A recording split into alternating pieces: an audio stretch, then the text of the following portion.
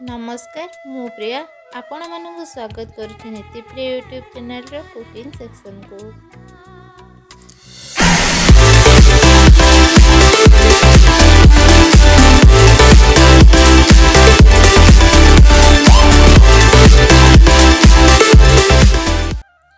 Vegetable paratha पे मुझे बंधा कोबी को छोट छोट खंड कर बीन्स को भी सेमती छोट छोट खंड कर आ गाजर को भल भाव में चाँचे ताकू मध्य छोट छोट खंड कर एबे कैप्सिकम रो छोट छोट खंड को भी नहीं जाइए।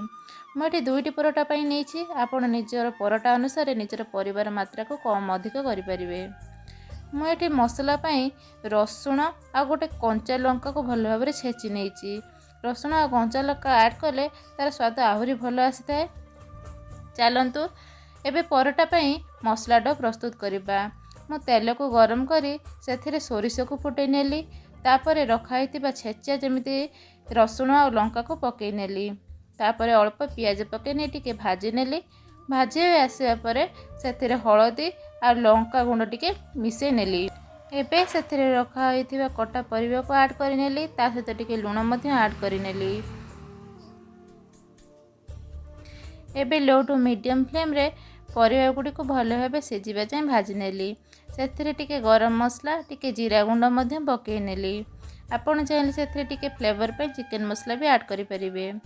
मु एबे पराठा पे अटा को गोळेई नउछि अल्प अल्प पानी पकई मु एबे गोटे भल डोटे प्रस्तुत कर नउछि। देखंतु ताको एबे बेसी जमा चकुटिबानी ताको एमिति टिके चकड़ सारला पर किछि समय ढांकी तापर मु बेली नेली। देखि पारुथबे मु दुईटी टिके बड़ बड़ गोला नैछि कहीं ना ता भितर आमे परिवार स्टफिंग करबा ना से जो रखा होइछि डोटा सेथि पई परोटा को मु टिके मोटा करी बेली नेली।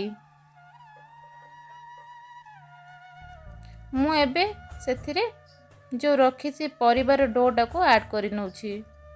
देखंतु बेसी देबेनी नले फाटी होई जिवो। जेतिकी दरकार आपनकर परोटार साइज अनुसार सेमिति एमिति स्टफिंग गुडा को देई देई चापी नेबे। एमि चापी नेले परोटाटा भल से इंटरलक हो जाए आउ परिबा गुडी को फाटिकी बाहर को बाहर किछि भी डर न थाए।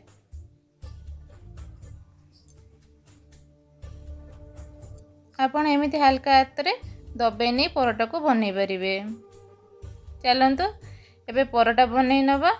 आपण जेमि नॉर्मली परोटा बनाते ठीक सेमिति दुई पाख भल भाव में सेकी नेबे तापर घिओ ऐड कर नेबे। मु ठीक गुआ घिओ नहीं आपण चाहिले किणा घिओ किंबा तेल मध्य ऐड करि परिबे। घिओ को लगे सारला पर किछि समय ताको सेकी नेबे कहीं तार स्वाद टिके अलका आसी थाए। आउ जते परोटा टिके चोई लगे जाए ना ता स्वाद भी बहुत भल आसे। देखंतु मो परोटा केमिति भल भाव में हेछि भितर मसला डोटी केमिति देखा जाउछि। रहुछि पुणी थरे देखा नुआ वीडियो रे।